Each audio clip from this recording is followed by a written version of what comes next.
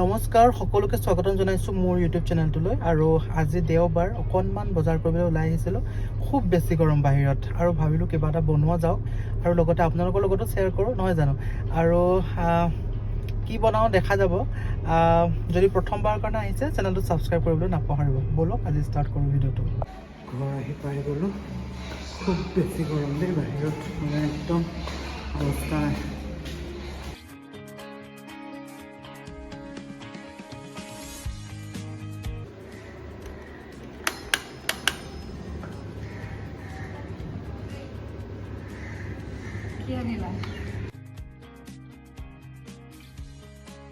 আনিলোঁ পনীৰ আৰু আমাৰ তেখেতক মই বস্তুখিনি যোগাৰ কৰিবলৈ দিছোঁ আৰু যোগাৰ কৰি শেষ হোৱাৰ পাছতে আপোনালোকক দেখুৱাবলৈ আৰম্ভ কৰিম।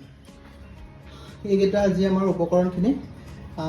পনীৰ লৈছোঁ, তাৰপাছত পিঁয়াজ 4টা, 3টা বিলাহী লৈছোঁ, কেইটামান কাজু, এইখিনি নহৰু পিচ আৰু আদা, এই দালচেনি আৰু ইলাইচি আৰু অকণমান বাটাৰ আমি ইউজ কৰিম আমাৰ টোটেল ৰেচিপিটোত।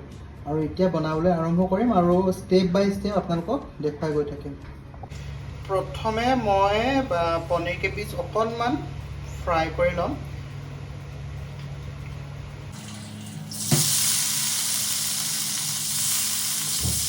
পনীৰখিনি এনেই অকণমান ৰঙচুৱা হোৱাৰ লগে লগে আমি এইখিনি কাঢ়ি থৈ দিম।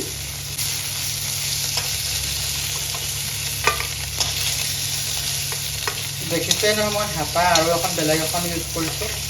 আমাৰ এখেতে মোক কিটচেনত সোমালে বহুত বেয়া পায়, মই বহুত বাচন লেতেৰা কৰোঁ যে। এতিয়া আমাৰ বাকী যিখিনি গ্ৰেভিৰ কাৰণে যিখিনি উপকৰণ মই অলৰেডি আপোনালোকক দেখুৱাইছিলোঁ, সেইখিনি অলপ ফ্ৰাই কৰি ল'ম। আৰু এইখিনিতে আমি অকণমান বাটাৰ ইউজ কৰিম। পিঁয়াজখিনি দি দিছোঁ।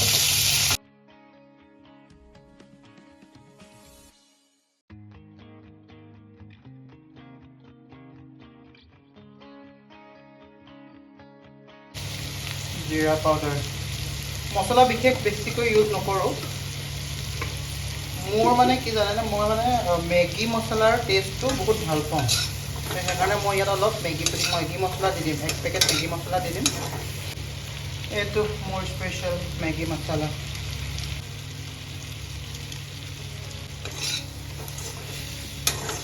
এতিয়া কাজুকেইটা দি দিছোঁ। বেছিকৈ ভাজিবৰ প্ৰয়োজন নাই আমাৰ, কিন্তু জাষ্ট ট্ৰান্সলুচন টাইপৰ যেতিয়া হৈ যাব আমাৰ পিঁয়াজখিনি বা আমাৰ বিলাহীখিনি, তেতিয়া আমি এইখিনি গ্ৰাইণ্ড কৰি এটা মিহি পেষ্ট বনাই ল'ম। তো সিমানেই আমি ভাজিব লাগিব, তাতকৈ বেছি ভজাৰ কোনো প্ৰয়োজন নাই। আপোনালোকে যদি জ্বলা খাই ভাল পায় জ্বলা দিব পাৰে। আমি বেছি জ্বলা নাখাওঁ, সেইকাৰণে 2টা জলকীয়া দি দিছোঁ মই। বাট এইটো বেছিয়ে হ'ব যেন লাগিছে আমাৰ কাৰণে। অলমষ্ট হৈছে আৰু দেখিছেনে, এয়া ভাগি গৈছে। তো এতিয়া মই এইটো জুইটো বন্ধ কৰি গ্ৰাইণ্ড কৰি ল'ম, তাৰপিছত পেষ্ট এটা বনাই পাছৰ প্ৰচিডিউৰখিনি কি হ'ব মই আপোনালোকক আকৌ দেখুৱাই আছোঁ। প্ৰথমে মই এতিয়া এইটো গ্ৰাইণ্ড কৰি এটা মিক্সাৰ পেষ্ট বনাই লওঁ।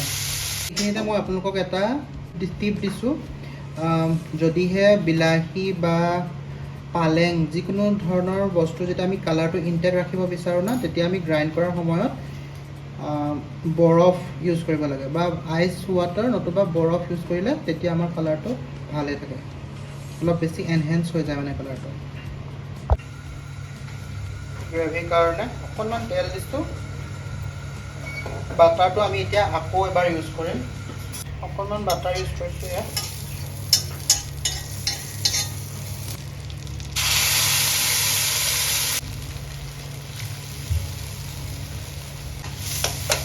হৈ গ'ল আৰু আমাৰ অলমষ্ট। এতিয়া ইয়াত আমি পানী দি পনীৰখিনি দি অকণমান উতলিবলৈ দিম। বাছ ৰেডি আমাৰ ৰেচিপি। মোৰ চব ৰেচিপি এনেকুৱা ইজিয়ে পাব আপোনালোকে, কাৰণ মই নিজে বহুত এলেহুৱা।